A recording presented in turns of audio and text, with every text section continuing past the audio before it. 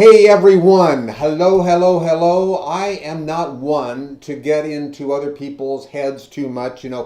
Keeping in mind most of my friends are really over 60, but I do ask myself sometimes if they're happy with life changes like, becoming an empty nester, retirement, health, any number of ways that make life different than before. I'm Andy Asher, by the way. I'm editor over here at Bloomer Boomer. I really do believe some friends who tell me they anxiously await the day they retire because they couldn't be happier doing nothing. It sounds like a mixed blessing, but I am going to assume that people, being what they are, we always want to, learn and find new discoveries, no matter our age. That's what I believe, anyway. So the topic constantly interests me, and I love to hear what others are doing and saying. So today we are going to talk with Heidi Herman. This is her book, who was born and raised in central Illinois, but her passion and a common theme in her writing is her Icelandic heritage. Heidi is a prolific author, and her newest work is this one. Again, it's On with the Butter, Spread More Living Everyday Life, on into everyday life. It's never too late. Her mother was 94 years old and had completed a year of new experiences to prove a person is never too old to enjoy life. That message, along with her mother's example, led Heidi to write this book with ideas and with encouragement on how anyone can experience those activities. Now, we will talk to Heidi in just a moment, and she has also agreed to answer some of your questions. You can send those from your social media channels that you're watching on today, or if you want, if you have a computer, you can post a question on bloomerboomer.com right on the home page, where we are also live streaming the show at this moment. But first, if you're new to Bloomer Boomer, you can learn about our upcoming shows in our newsletter, or you can connect with us on Facebook or YouTube or Twitter, Twitch. Twitch is my, I don't know, it's my favorite because I like to be a gamer sometimes. Not very good, but it's fun. And that's where gamers go for the most part. And then, of course, bloomerboomer.com, where we live stream our shows as we do at all those other locations.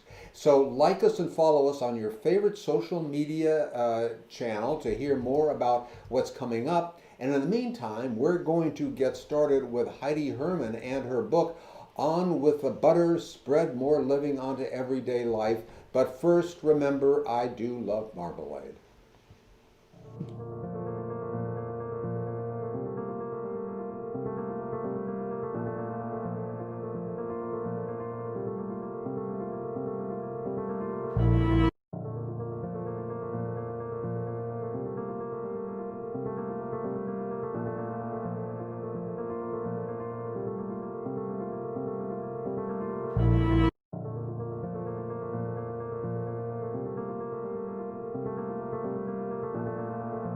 Well, Heidi, I am so excited to have you as a guest today, and your book, On with the Butter. Uh, Great having you here. Thank you so much. I'm really happy to be here today. Well, I always ask guests these days about, how they're coping living under COVID-19, and I might ask you if you have any lessons that you can pull from your book to help us all make things a little bit better. Mhm. I think for me, I have been so fortunate to be here in South Dakota, where I think social distancing is more of a way of life. Just our towns are small. I live between two towns. One is 650 people, and the other has about 1,200 people. So yeah, we don't get big gatherings here, and pursuing a lot of outdoor activities and personal activities, it's just a part of life. So I think that maybe sharing some of those has been a blessing for me to be able to let other people know how you can almost have a normal life and still be doing some social distancing and some solo activities. Yeah, that's a good thing to be doing, and the first the first chapter of your book, uh, it really rang true to me. It's simply called "Just Say Yes." And what attracted me is because I've made the mistake too many times of saying no when maybe I should have said yes. It could have been so much more exciting for me. Is that what you mean by the chapter title? Exactly. Yeah. Where if somebody invites you to go somewhere, oh no, I have other plans. I have commitments. I have to get home. I have to do the dishes. I have to weed the yard or, mow the yard, weed the garden. There's always so many have tos and that we don't make time for all the want tos. And sometimes those unexpected activities, even if it's just going out to dinner with somebody, oh, let's meet for a drink. Let's go for dinner.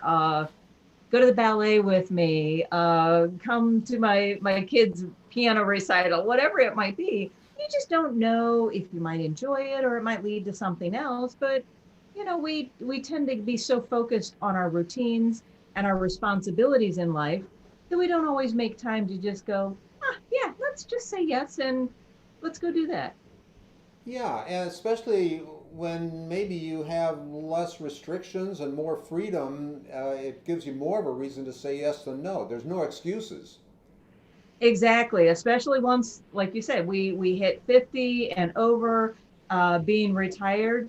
There's really no reason to stick to a routine, or it's a stage of life where I have had to kind of change my mindset on all sorts of things that I just have some rut where my brain says, I don't like that. That's not something I do.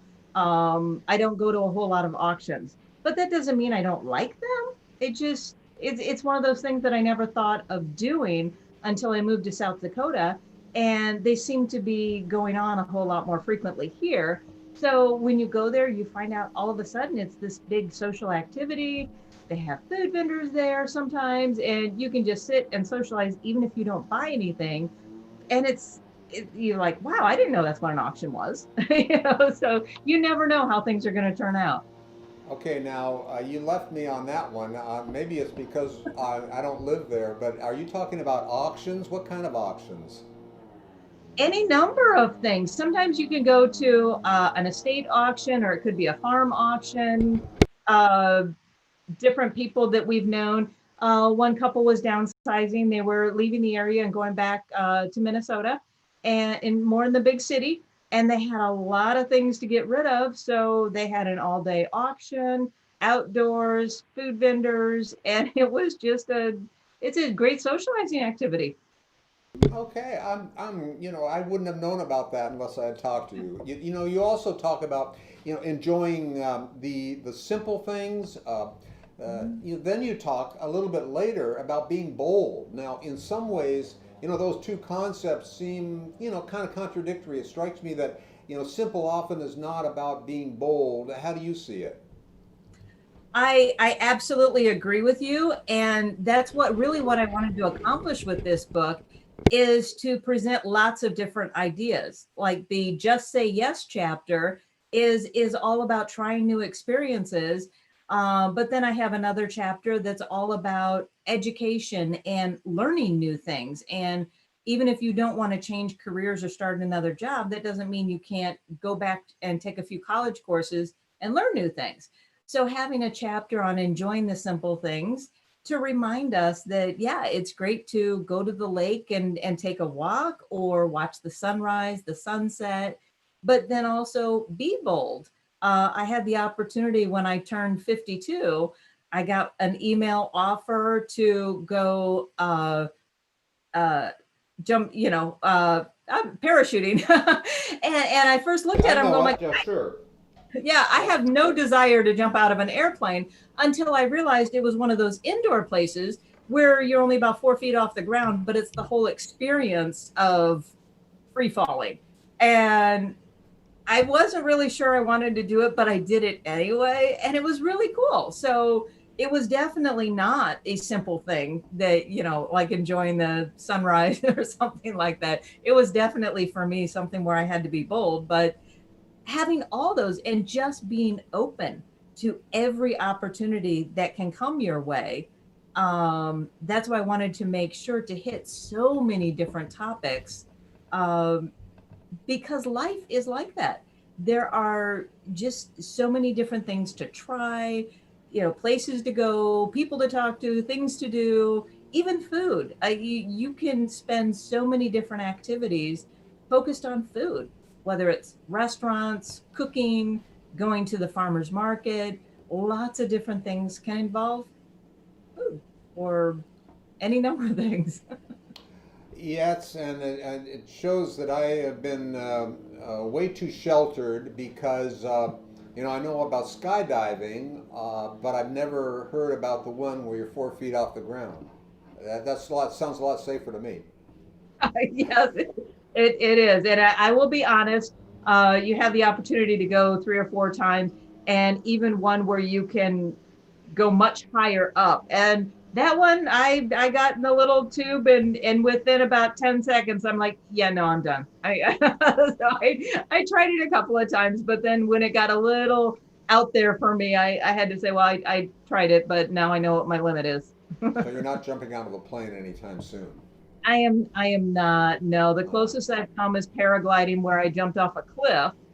And I think that's probably as far as I want to go.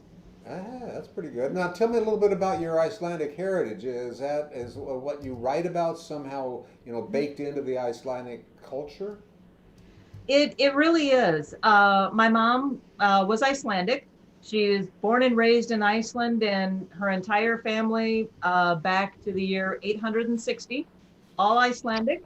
My parents met during World War II at a USO dance. My father was in the Navy, and so they met. They were actually the first couple to get married when they lifted the ban in World War II, and they came back to the States. And when my mom was 88, she decided to write her memoirs on what it was like growing up in Iceland in the 1930s.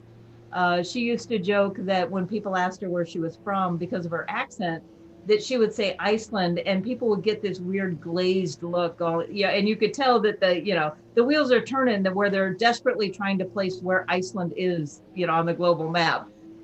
So she wrote that book, and there were so many different elements to it that people found fascinating.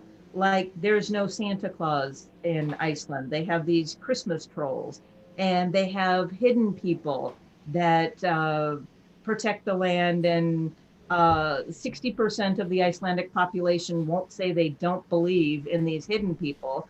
Uh, and just kind of understanding the mindset and how things are there. I love that. And so I wrote a couple of children's books and folklore. And my mom and I did a number of Scandinavian events talking about Iceland, and showing photos and videos. And then we decided to do an Icelandic cookbook, and translated some of the recipes of the traditional food. We got sort of tired of people always asking us if Icelandic food was really gross because they eat rotten shark. And so we said, no, we have to dispel some of these rumors, because not all of that's true. So, but it's a mindset. And I love the fact that the Scandinavian countries, of the five Nordic countries, Norway, Sweden, Denmark, Finland, and Iceland, you always see those ranked in the top 10 of the happiest people in the world every year on these surveys that they do. So, what makes it different? What is it about the Scandinavian outlook to life that is different? And that's part of what I explore in this book, is using a little bit of my mom's mindset and what she taught me about how to approach life and how to embrace every day. And hopefully some of that Scandinavian spirit comes through. Yeah, I want to get to a few questions that people asked here, but you kind of piqued my interest a little on what it is about those countries, cold countries, that why people are happier. Is it I don't know. Is it just the where they live, and there's less worry about surviving and going broke and all the other things, or is there something else going on there that leads to people's happiness? Well, it's an interesting thing to look at, because if you look at the recent history in Iceland, it wasn't that long ago that they had a complete financial collapse and Right. their entire banking system. Uh, Mm-hmm. and so when that happens, and now all of a sudden everybody is in dire financial straits because it had affected their employment, Yeah. it affected there were a lot of issues. But Mm-hmm. now they are a country of 300,000 people that pre-COVID-19, they saw a million tourists every single year. So now everybody has a little bit of something to do with tourism, but that in itself is a mixed blessing, because how do you protect your country with three times the amount of tourists is what you have inhabitants, and how do you maintain your outlook and, well, just even cleanliness, in the country? How do you control all these tourists and keep everything, the way you like it? Yeah. But it's a mindset of being close to the land, respecting each other, but also distancing. It's a wonderful blend, because you can walk around and everybody calls everybody by their first names. You can walk down the street in Reykjavik and the president of Iceland would be there, and people will greet him by his first name. But visiting people, you don't necessarily hug and stay super close, and it's a little standoffish.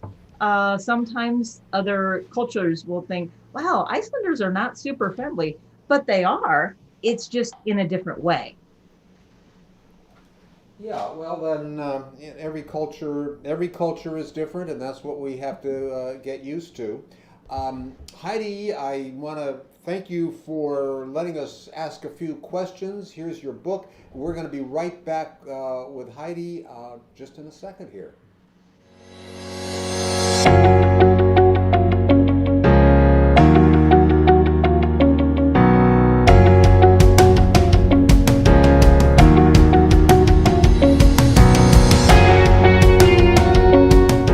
All right, welcome back, and here's Heidi's book. You just saw it in the little transition we made there.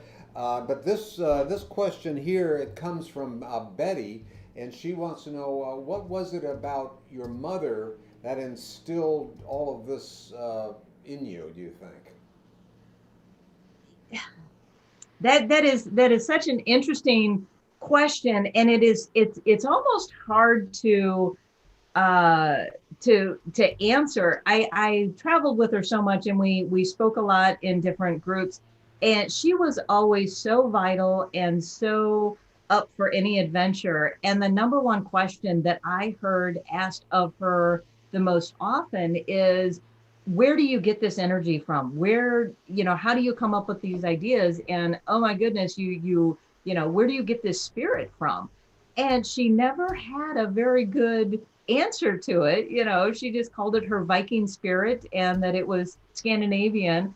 That is something that I tried to, delve into a little bit in this book, because it's great to see somebody who's 93 years old, and doing all these amazing activities that people in their 40s don't do. But how do you capture that spirit and do some of that in your own life? When she was 90, she ziplined the Mall of America. I mean, who does that? But for her 93rd birthday, we went to Iceland and we went paragliding. She did some ice caving. We ziplined in Iceland as well. So where does that come from, and how do you incorporate that into your own life? That's really what led me to write this book. Is following up. I did finished her book on 93 new experiences between her 93rd and 94th birthday, and that I was like it. super fun to do. It was great. And it was everything from dyeing her hair red to trying kohlrabi to driving a four-wheeler for the first time. And that was just a lot of fun going through that year. And I wanted to at least write something that would give people the tools to think along those lines and say, wow, what can I do to kind of add a little zest to my own life and find something fun to do. So your mother went punk for a while. It sounds like, and I also sense just from your activity that like mother like daughter, and from what all you're doing. Now, okay, now Aaron says that he gets frustrated caring for his mother because she just wants to sit around and watch TV. He says that he doesn't know what to do to get her out and about. I know that's probably goes a little deeper than what you wrote about, but maybe you have some sense on that. Yeah, honestly, I've known a few people in my life as well, and I had them in mind so much when I wrote this book because I would love to especially target that group, because that there's so much life out there, and it's one thing that I've thought a lot about, especially since so many of us are sort of stuck at home with COVID, is anybody in that elderly age group, they get so concerned about going out and wanting to be protected. But there does come a point where you have to start wondering, we fight so hard to stay healthy and stay alive. What does that life consist of? And if we are working so hard, to live every day, but every day becomes just the confines of the four walls of our house, why are we fighting so hard to hold on to that? So taking a look at how we can connect with the outside world through some social media, and maybe instead of watching TV, is there a game that she used to like when she was younger, whether it's, my father used to love Scrabble, and so playing Scrabble with him, over time it kind of migrates into Words with Friends, because now you can play that online with people all over the place. So, maybe looking at something that she used to really enjoy as a youngster and use that to baby step some activity that hopefully will lead to some time outside and some fresh air and maybe some new adventures, or volunteer work, or teaching others how to do a skill that she has, or um, I know I love to bake cookies, but I don't like having that many in the house, so I take them to church and neighbors, and so I get rid of a lot of my baking that way. But that's just an activity I like to do, so maybe something along those lines. Yeah, you learned a lot from your mom, I can tell. Hey, can Heidi, one more question? Is that okay? It's kind of on the same lines as that one. Leslie says that she's been retired for 6 months and is happy not going to work, but she says now she gets bored. Similar to what you were talking about, but it's a reality because until you retire, you don't really know what to expect in most cases. Exactly. Yeah, I recently wrote a blog post about this. It's so funny when we're kids. Everybody always asks us, "What do you want to be when you grow up?" And then as soon as you're in high school and college, "What do you want to be when you graduate?" But nobody ever asks you what you want to be when you retire. It's just like this automatically assumed. Well, you're retired, you're not going to do anything. That's that just doesn't make any sense. So, but if you enjoy your job, and you just retired because now you can run your own schedule, there's no reason why you can't volunteer at the Chamber of Commerce and mentor young business people on how to run a successful business. And you can do it one day a month if you want to, not commit to a whole lot. And I know that's part of what went into this book, is I have gone through so many different interests and hobbies because I have like a really short attention span sometimes. So I've done painting, the woodworking things that you put outdoors in the yard art. I planted a garden. I learned how to can. And yeah, everybody that year got canned goods for Christmas. My jams and jellies and syrups and apple pie filling. But just trying all those things, going for the first time to an orchard to pick apples. Um, but there's so many volunteer things at the schools, helping them set things up or reading to the kids. Um, making a list of every state park in your state and going to visit all of them. And it really, and that's where we get to explore what we think we might like, because when that boredom sets in, you almost have to think about, well, what kind of things do I like to do? And what have I always wanted to try?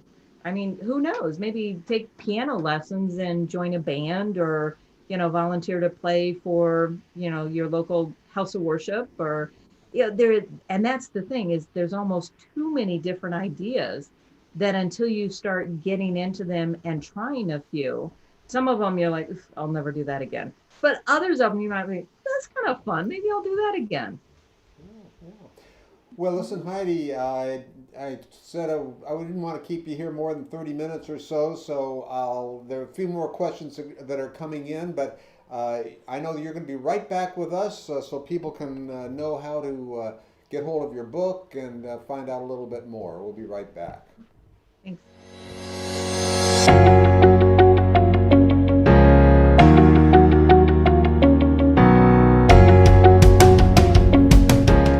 Okay, Heidi, it's been great. Now, how can people contact you and get your book and go to your website? Mhm. My website is HeidiHermanAuthor.com. And Herman is one of everything. They're also available, my books, on Amazon, Kobo, Barnes and Noble, and we're published by Hecla Publishing. And we can go to their website as well. Yeah, and it's right here. It's a beautiful little book. It's just the right size and nicely designed and very bright. Uh, I want to thank you so much, Heidi. It's been really fantastic. Okay, thanks so much. Have All a great right, day. Heidi Herman and her book, On with the Butter: Spread More Living onto Everyday Life. You can find out more on Facebook or on YouTube and at bloomerboomer.com. And if you like this, please like us over on Facebook and follow us. Meantime, so long. And I want to remind you that I love marmalade.